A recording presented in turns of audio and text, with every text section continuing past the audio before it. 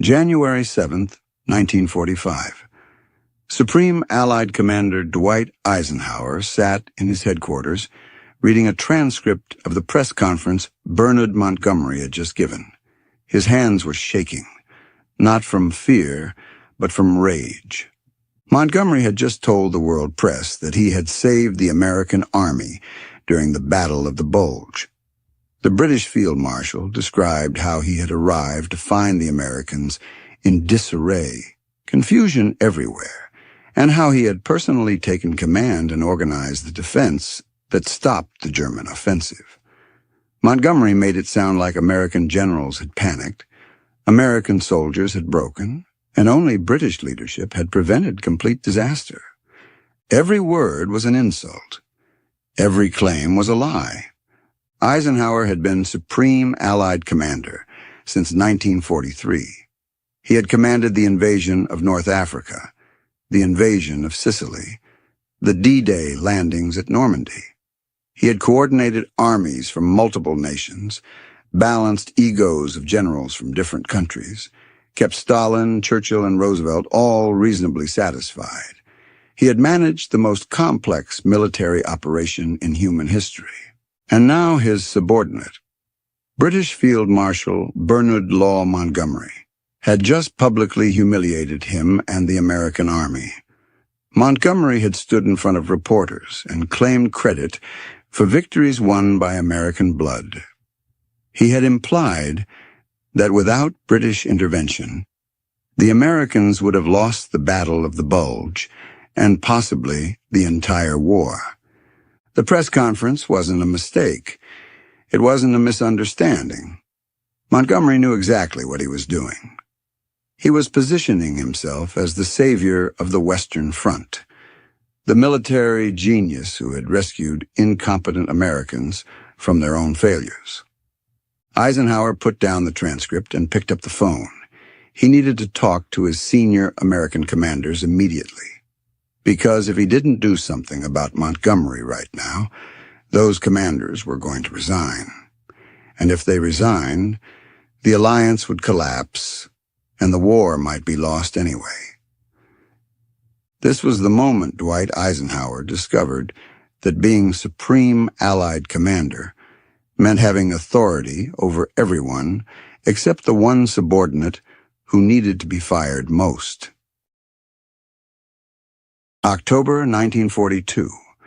Bernard Montgomery commanded the British Eighth Army at the Battle of El Alamein in North Africa. For 2 years, British forces had been pushed back and forth across the desert by German Field Marshal Erwin Rommel, the Desert Fox. The British had lost battles, lost territory, and lost confidence. Then Montgomery arrived. Montgomery spent weeks preparing for El Alamein. He stockpiled supplies, trained his troops, and planned every detail of the offensive. When he finally attacked on October 23, 1942, he broke through Rommel's defensive lines and sent the German forces into retreat. It was the first major British victory against Germany, and it turned Montgomery into a national celebrity overnight. Churchill called El Alamein the turning point of the war. Church bells rang across Britain for the first time since 1939. Montgomery's photograph appeared on every newspaper front page. He became synonymous with British military competence after years of defeats and humiliations. The British public adored him. He was eccentric and quotable. He wore 2 military badges on his beret instead of 1. He didn't smoke or drink. He gave inspiring speeches about British determination and fighting spirit. He projected absolute confidence, which Britain desperately needed after Dunkirk, after the fall of France, after the bombing of London. Montgomery believed completely in his own genius. He thought he was the greatest military mind of the generation. He wrote in his diary that most other generals were incompetent, that politicians didn't understand warfare, and that he alone knew how to win battles through careful preparation and methodical execution. This confidence became arrogance. Montgomery started to believe that his judgment was infallible, that anyone who disagreed with him was either stupid or jealous. He stopped listening to advice that contradicted his own views. He began treating American generals as amateurs who needed British guidance. By 1945, Montgomery had been promoted to Field Marshal, the highest rank in the British Army. He commanded the 21st Army Group, which included British and Canadian forces in Northwest Europe. On paper, he reported to Eisenhower. In practice, he considered himself Eisenhower's equal or superior. And everyone knew that firing Montgomery would create a political crisis that could destroy the Anglo-American alliance. Eisenhower's position as Supreme Allied Commander was fundamentally political, not just military. He commanded armies from multiple nations with different governments, different military traditions, and different political pressures. His job was to keep everyone working together while winning the war. This meant making compromises that pure military logic wouldn't require. The British contributed roughly 25% of the forces in Western Europe by 1945. The Americans contributed most of the rest, with smaller contingents from Canada, France, Poland, and other nations. But Britain insisted on having influence proportional to its historical prestige, not just its current force contribution. Churchill had made this clear repeatedly. Britain was a great power. The British Empire spanned the globe. British forces had been fighting Germany since 1939, while America sat on the sidelines. Churchill demanded that British commanders be treated as equals to Americans, regardless of army sizes. This created a delicate balance.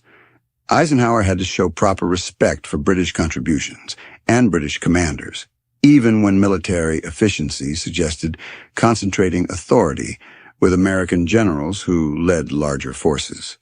He had to consult with Montgomery, coordinate with Montgomery, and publicly praise Montgomery, whether he wanted to or not. Churchill personally backed Montgomery in every dispute. Whenever Eisenhower and Montgomery disagreed on strategy, Churchill would intervene on Montgomery's behalf. He would write to Roosevelt, argue with the combined chiefs of staff, and use every political tool available to protect his favorite general. The combined chiefs of staff structure reinforced this. Major strategic decisions required approval from both American and British military leadership.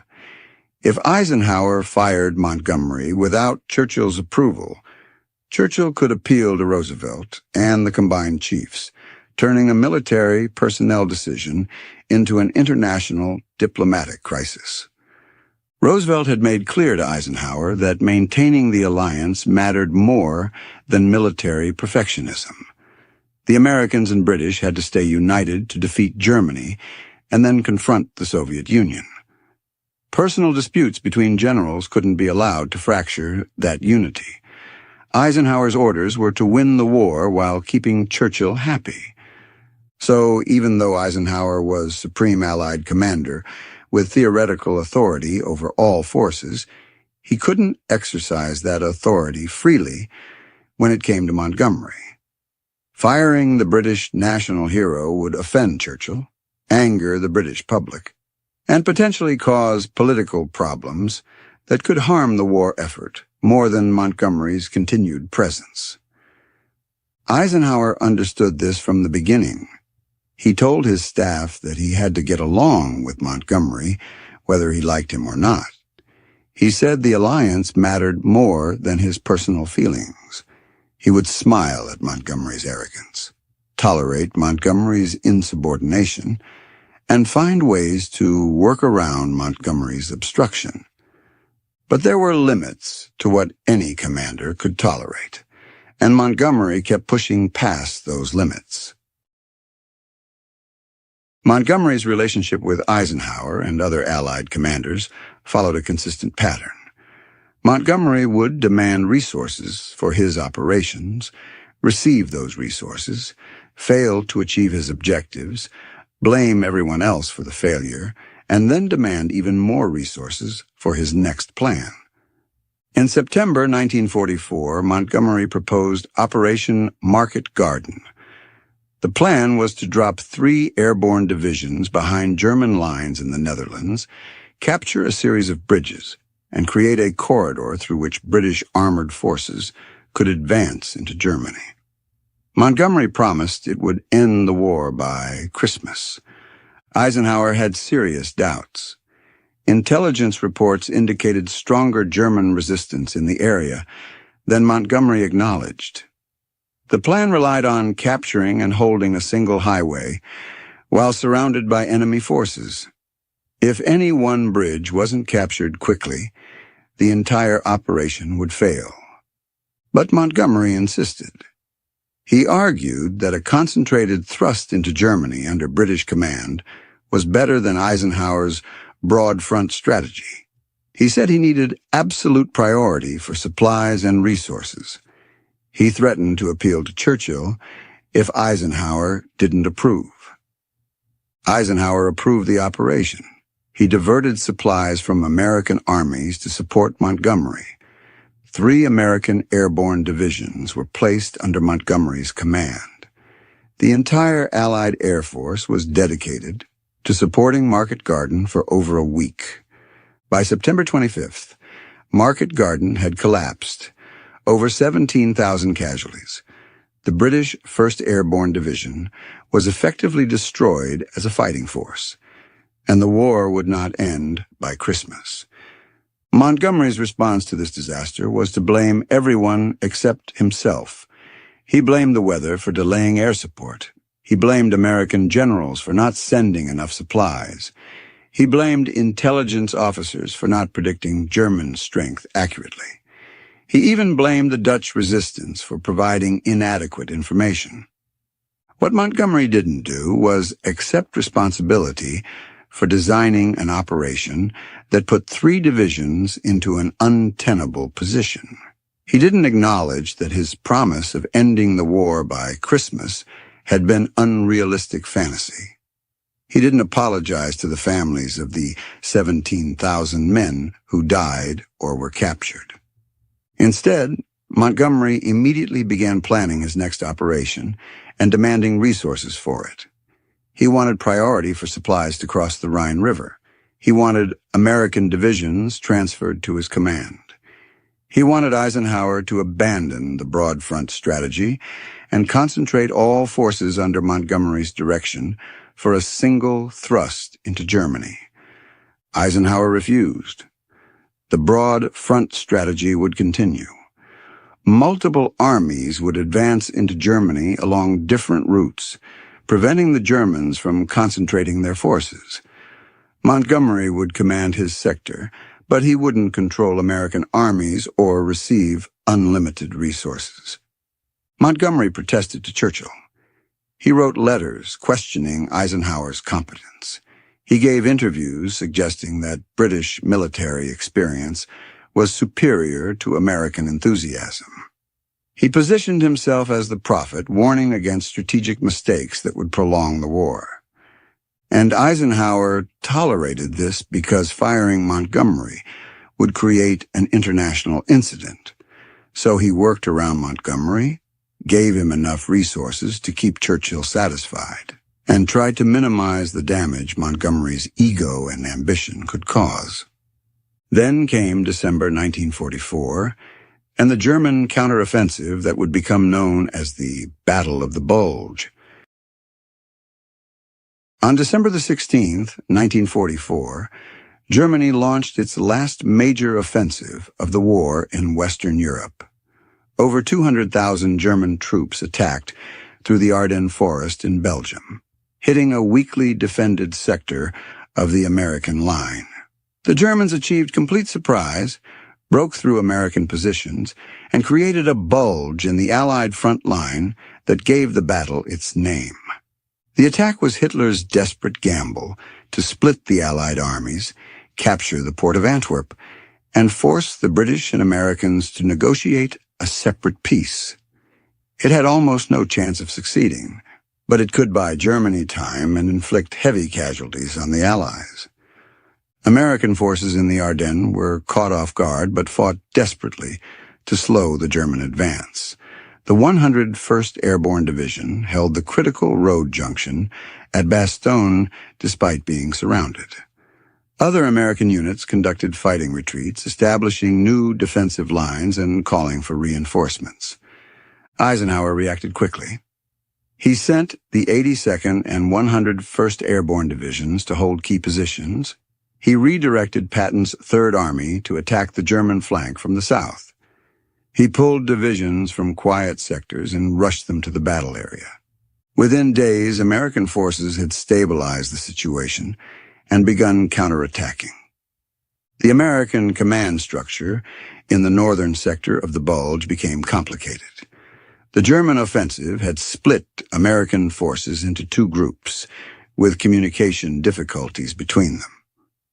Eisenhower made a practical decision to place the American 1st and 9th Armies temporarily under Montgomery's command, since they were operating in his sector and coordination would be easier. This was meant to be a temporary operational expedient. Montgomery would coordinate the defense in the northern sector, while American generals like Bradley and Patton handled the southern counterattack. Once the German offensive was stopped and communication restored, command arrangements would return to normal. Montgomery took this temporary arrangement as validation of his strategic vision. He believed Eisenhower was finally recognizing that British command was superior to American. He started treating the American armies under his temporary command as if they were permanently his forces. The Battle of the Bulge was stopped by American troops. The 101st held Bastogne against impossible odds. Patton's Third Army relieved them in a remarkable winter offensive. American soldiers fought in brutal cold without adequate winter clothing, stopping the German advance through determination and sacrifice. By early January 1945, the German offensive had failed completely. American forces had eliminated the Bulge and restored the front line. Over 80,000 American casualties, but the Germans had lost even more and exhausted their remaining reserves. The war would continue on its inexorable path toward German defeat. Montgomery's role had been to coordinate the northern sector defense. He did this competently, but not brilliantly. The American divisions under his temporary command did most of the actual fighting. Montgomery's main contribution was ensuring they received supplies and coordinating their positions. But Montgomery saw the Battle of the Bulge as his personal victory. He believed he had saved the Americans from their own mistakes. And on January 7th, 1945, he decided to tell the world exactly what he thought had happened. Montgomery scheduled a press conference for January 7th, 1945, to discuss the Battle of the Bulge. His staff advised against it. The battle had just ended. Emotions were raw. American soldiers had done most of the fighting and dying. This wasn't the time for Montgomery to claim credit. Montgomery ignored the advice. He believed the world needed to understand what had really happened. And what had really happened, according to Montgomery, was that British command had rescued Americans from disaster. The press conference began with Montgomery describing how he had taken command in the northern sector. He said he had found the situation confused, with American units scattered and disorganized. He painted a picture of chaos that needed British expertise to resolve. Montgomery claimed he had immediately seen what needed to be done. He had positioned forces properly, established clear command relationships, and organized the defense that stopped the German advance. He made it sound like American generals had been overwhelmed and British calm had saved the day. He used phrases like, "I employed the whole available power of the British group of armies," and spoke about how he had headed off German attacks. He described American commanders in patronizing terms, suggesting they were brave but inexperienced men who needed guidance from veteran British leadership. The worst part was how Montgomery described the American soldiers. He praised their courage but implied they had been badly led. He suggested that without British intervention, American casualties would have been even higher and the German breakthrough might have succeeded. Montgomery concluded by discussing future strategy. He argued again for a concentrated thrust under unified command, implying that Eisenhower's broad front strategy had created the conditions for the German attack. He positioned himself as the prophet who had warned against dispersing forces and who now offered the solution for victory. The press conference was a diplomatic disaster. British reporters saw it as Montgomery being honest about British contributions. American reporters saw it as Montgomery stealing credit and insulting American soldiers who had bled to stop the German offensive. The story went out immediately. American newspapers reported that Montgomery claimed to have saved the U.S. Army. Editorial writers expressed outrage. Veterans organizations demanded explanations. Members of Congress asked why a British general was allowed to disparage American troops. But the most dangerous reaction came from Eisenhower's senior American commanders. They were livid. They had watched their soldiers die in the snow at Bastogne and in the Ardennes forests. They had coordinated the counteroffensive that crushed the German attack. And now Montgomery was taking credit for their victory, while implying they were incompetent. General Omar Bradley, commanding the American 12th Army Group, was so angry he could barely speak. General George Patton, who had turned his entire Third Army 90 degrees and attacked into the German flank in one of the war's most impressive maneuvers, called Montgomery's statement an ungracious insult. And both of them were about to tell Eisenhower that they would resign rather than continue serving under an Allied commander who wouldn't protect American honor from British arrogance. On January 9th, 1945, 2 days after Montgomery's press conference, General Omar Bradley walked into Eisenhower's headquarters and told him something that made Eisenhower's blood run cold. Bradley said that if Montgomery wasn't removed from command, Bradley would resign, and if Bradley resigned, Patton would resign with him. This wasn't a threat. This was a statement of fact. Bradley explained that he could not continue to command American armies while a British officer publicly humiliated American soldiers and claimed credit for American victories. His officers were furious. His soldiers felt betrayed. The entire American chain of command was on the edge of mutiny. Bradley had been Eisenhower's classmate at West Point. He was calm, methodical, professional. He didn't make dramatic gestures or emotional demands. When Bradley said he would resign, he meant it. He had calculated that his duty to American soldiers outweighed his duty to maintain alliance harmony. Patton reinforced Bradley's position. Patton had driven his Third Army through a winter storm to relieve Bastogne. His soldiers had fought in temperatures below zero without adequate winter gear. They had performed one of the war's most remarkable maneuvers.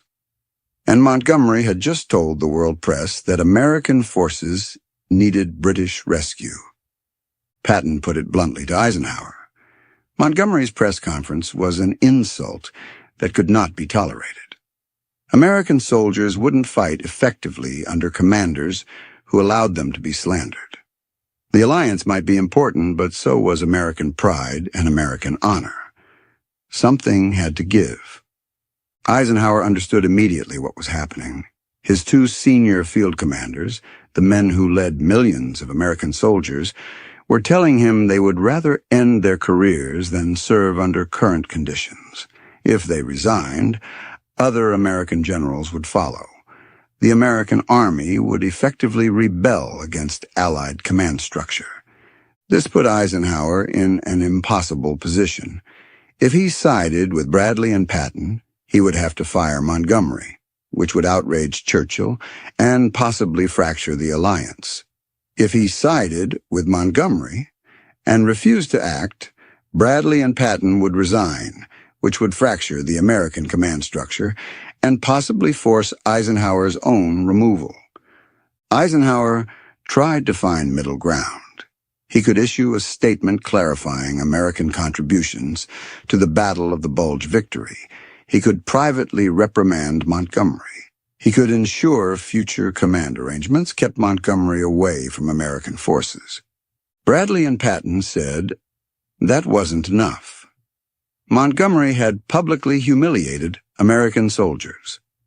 A quiet rebuke wouldn't satisfy anyone. Montgomery needed to be removed from command, or at minimum removed from any authority over American forces. Anything less would be unacceptable. Eisenhower asked for time to think. He told Bradley and Patton not to do anything precipitous while he considered options. Both generals agreed to wait, but made clear their patience was limited. They wanted Montgomery gone, and they wanted it done quickly. After Bradley and Patton left, Eisenhower sat alone in his office and faced the hardest decision of his command. He had the authority to fire Montgomery. As Supreme Allied Commander, he could relieve any subordinate for insubordination or for conduct detrimental to the alliance. Montgomery's press conference clearly qualified. Eisenhower began drafting the order. He would relieve Montgomery of command, citing the press conference as conduct that damaged alliance unity and undermined confidence in Allied command structure. He would send Montgomery home and reorganize the British forces under a different commander. The order sat on his desk. All it needed was his signature. Once signed, it would go out immediately to all commands. Montgomery would be removed. Bradley and Patton would be satisfied. American honor would be protected. But before Eisenhower could sign, the phone rang. It was the British Chief of the Imperial General Staff calling from London with an urgent message from Prime Minister Winston Churchill. Churchill had learned about the crisis within hours of Montgomery's press conference. British intelligence monitored American military communications and quickly reported that senior American generals were demanding Montgomery's removal. Churchill understood immediately that this could destroy the alliance he had worked so hard to maintain. Churchill called Eisenhower directly. The conversation was tense but civil. Churchill said he understood American anger about the press conference. He acknowledged that Montgomery had been tactless and that the statement could be interpreted as insulting to American forces. But Churchill argued that firing Montgomery would create problems far worse than the press conference.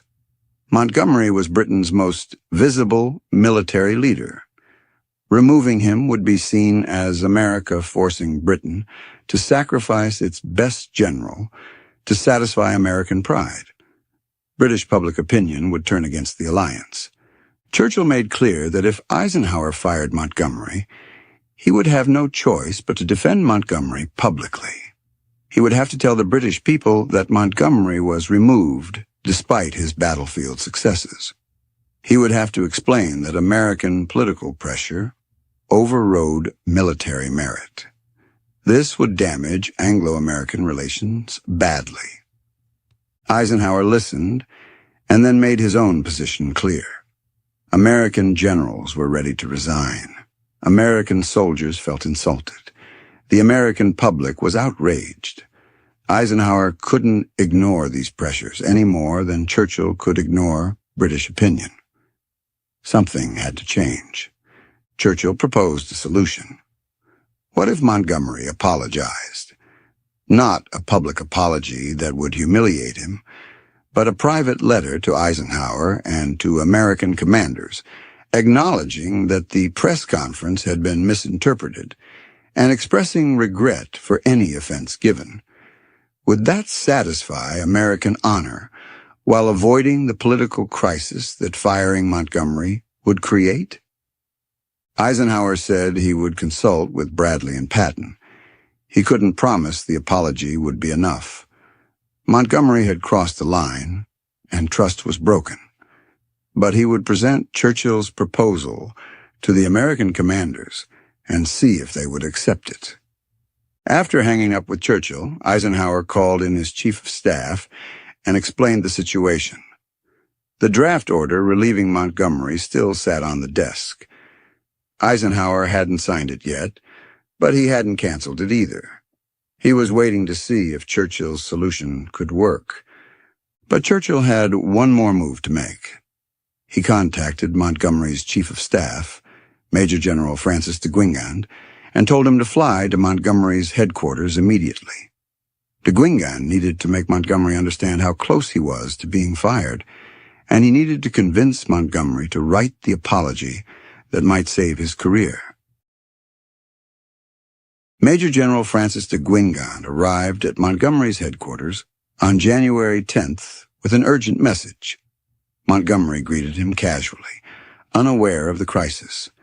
Montgomery thought the press conference had been successful. He believed he had finally gotten proper credit for British contributions to the war. The general told Montgomery the truth. Eisenhower had drafted an order relieving Montgomery of all commands. The order was written and ready to be signed. The only reason Montgomery still had a job was that Eisenhower was giving him one last chance to fix the situation. Montgomery was stunned. He genuinely didn't understand what he had done wrong. Montgomery tried one more argument. What about his position? What about British prestige? How could he apologize when he had only stated facts? His chief of staff cut him off. Montgomery's position didn't matter. British prestige didn't matter. The only thing that mattered was preventing the alliance from fracturing over Montgomery's ego. Montgomery's chief of staff made the stakes absolutely clear. If Montgomery didn't write the apology immediately, Eisenhower would sign the relief order. Montgomery would be sent home in disgrace. His career would end. And the British press would learn that he was fired because he couldn't control his mouth and had alienated every American general in Europe.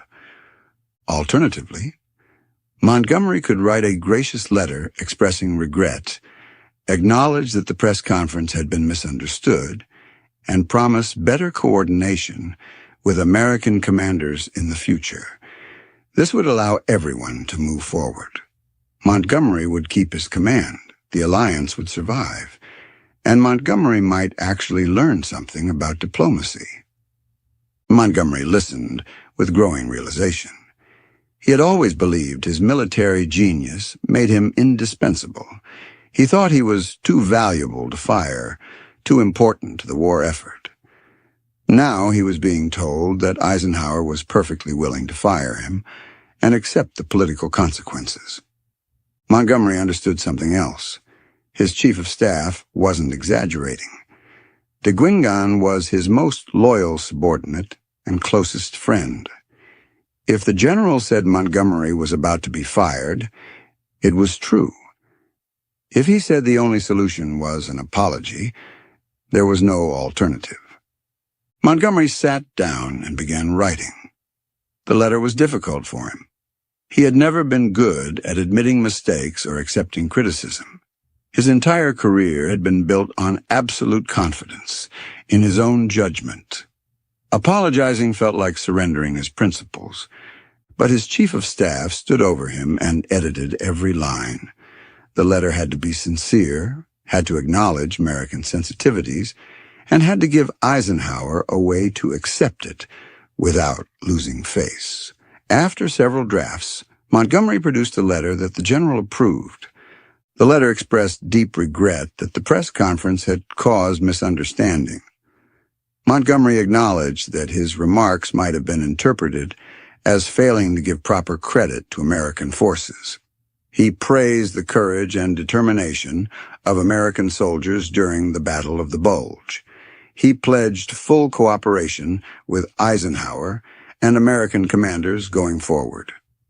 It wasn't a full apology, Montgomery didn't explicitly admit he was wrong, but it was enough to give Eisenhower what he needed: a public acknowledgement from Montgomery that the press conference had been a mistake and a commitment to better behavior in the future.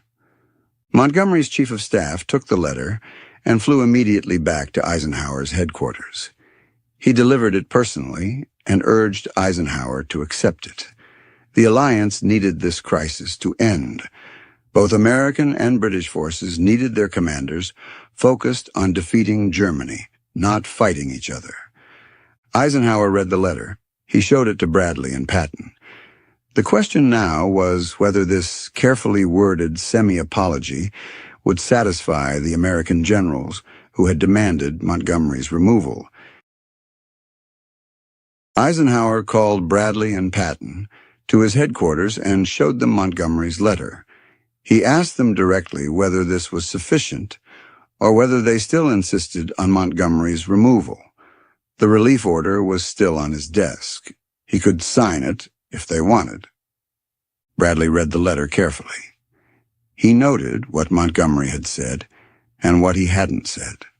Montgomery expressed regret for misunderstanding, but didn't admit the press conference was wrong. He praised American soldiers, but didn't retract his claims about British command saving the situation. It was a politician's apology, carefully worded to give something without admitting anything. Patton was more blunt. He said the letter was garbage, that Montgomery was still claiming he saved the Americans while pretending to apologize. Patton wanted Montgomery fired regardless of political consequences. American soldiers deserved better than this face-saving exercise. But Bradley was more pragmatic.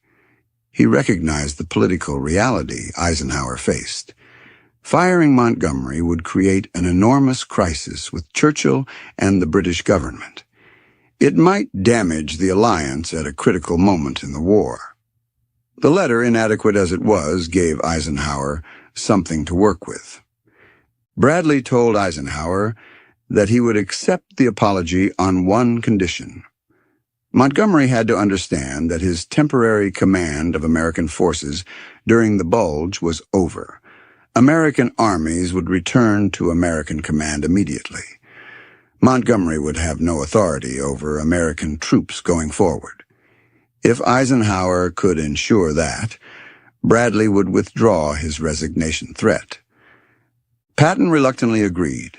He didn't like it. He thought Montgomery deserved to be fired.